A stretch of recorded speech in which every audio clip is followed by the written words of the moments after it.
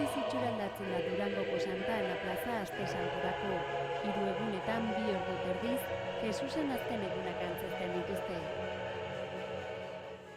Antzezpenean ikusten duguna da Jesusen Jerusalenen sarrera, heriotza berpizkundea eta zeruetara igotzea. Aurten Mariaren eta Jesusen paperak ama-semeek egingo dituzte. Izaskun Astondoak eta Egoitz Iraurgik. Egoitzek 23 urte dauzka.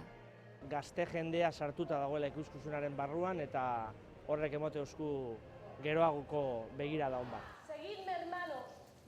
20. urteurrena du pasio honek aurten eta ez du zalerik galtzen. Aurten ere 130 herritarrari dira parte hartzen eta askok egiten dute bat urtero emanaldi honekin.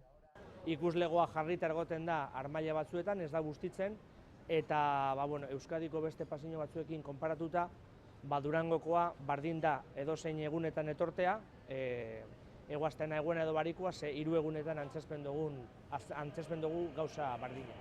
Gonbidapena eginda beraz, gaur eta biharko, iluntzeko 9:00 aurrera.